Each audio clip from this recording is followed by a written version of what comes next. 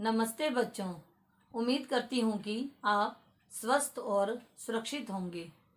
आज हम हिंदी व्याकरण के बहुत ही महत्वपूर्ण विषय पर चर्चा करेंगे और उसे विस्तार से समझेंगे, जिसका नाम है भाषा, बोली, लिपि और व्याकरण। बोलना, सुनना, लिखना, पढ़ना, भाषा के ये चारों काम सीख लेंगे भाषा जब, तब बन जाएंगे हम विद्वान। भाषा।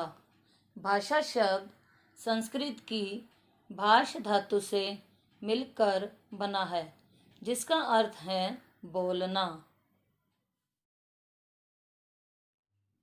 अर्थात हमारे मुख से निकलने वाली ये स्पष्ट ध्वनियाँ, जिनके द्वारा हम अपने विचारों का आदान प्रदान बोलकर व सुनकर तथा लिखकर व पढ़कर करते हैं, वह भाषा कहलाती है। अतः हम कह सकते हैं कि भाषा मन के भावों तथा विचारों के आदान प्रदान का माध्यम है। भाषा के दो रूप होते हैं। नंबर 1 मौखिक भाषा, नंबर 2 लिखित भाषा। मौखिक भाषा। जब हम अपनी बात बोलकर दूसरों तक पहुंचाते हैं और दूसरों की बात को सुनकर समझते हैं, वह भाषा का मौखिक रूप होता है। जैसे फोन पर एक दूसरे से बातें करना, गाना सुनना आदि। बच्चों, इस चित्र को ध्यान पूर्वक देखिए। इस चित्र में दो बच्चे फोन पर आपस में बात कर रहे हैं। एक बच्चा बोल रहा है तथा दूसरा बच्चा उसे सुन रहा है। यह भाषा का मौखिक रूप है। मौखिक रूप भाषा का पहला रूप है। लिखित भाषा। जब हम लिखकर अपनी बात दूसरों तक पहुंचाते हैं तथा दूसरा उसे पढ़कर समझता है, वह भाषा का लिखित रूप होता है। जैसे पत्र लिखना, कहानी लिखना, विज्ञापन पढ़ना, अखबार पढ़ना आदि। बच्चों, इस चित्र को ध्यान पूर्वक देखिए। इस चित्र में दो लड़के अलग अलग कार्य कर रहे हैं। पहला लड़का लिखने का कार्य कर रहा है तथा दूसरा लड़का पढ़ने का कार्य कर रहा है। यह भाषा का लिखित रूप है।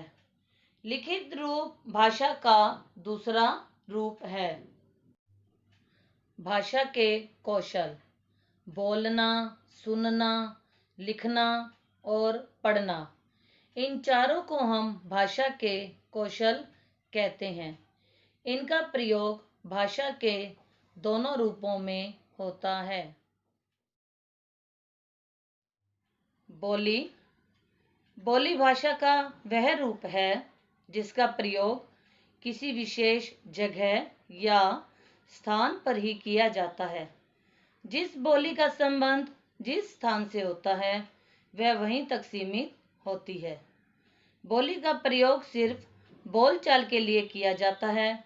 लेखन कार्यों में इसका प्रयोग नहीं किया जाता।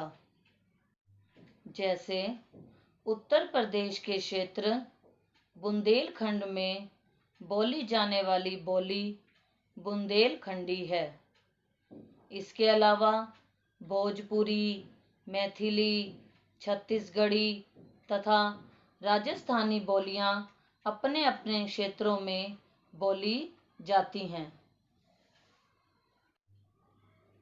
बच्चों, विश्व में सैकड़ों भाषाएं बोली व लिखी जाती हैं।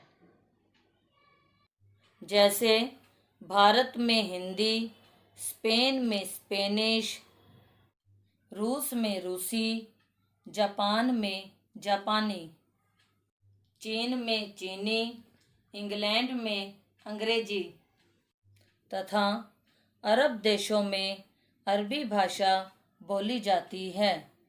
भाषा का क्षेत्र।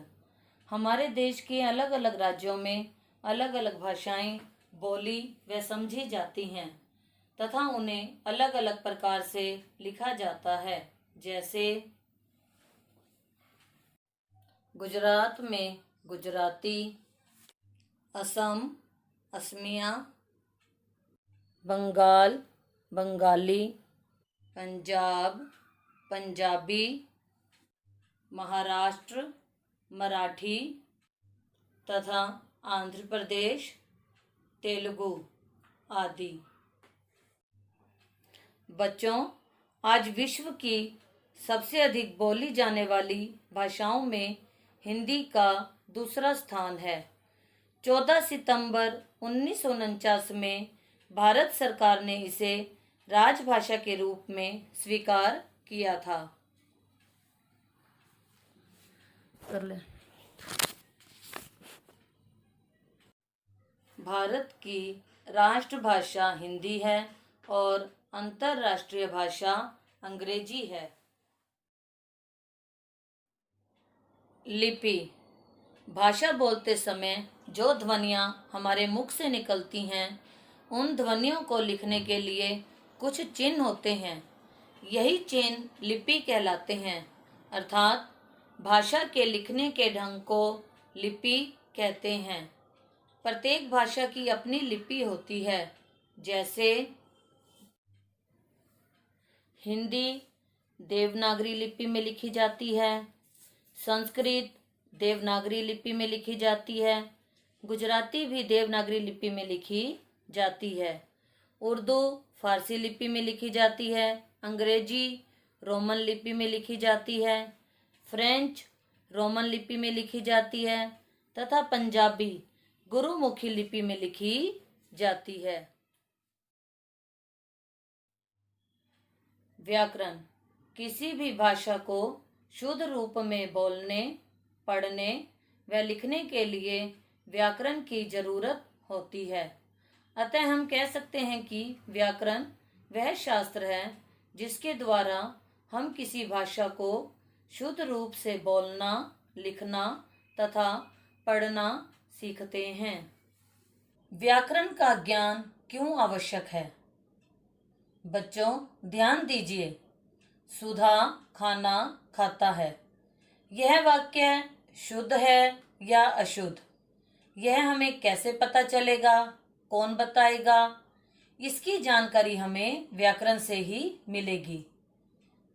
यह वाक्य गलत है क्योंकि सुधा एक लड़की है, लड़का नहीं। इसलिए शुद्ध वाक्य होगा सुधा खाना खाती है। बच्चों, व्याकरण ही हमें बताता है कि क्या शुद्ध है और क्या अशुद्ध। किसी भाषा को शुद्ध बोलने, पढ़ने तथा लिखने के नियमों का ज्ञान हमें व्याकरण द्वारा होता है।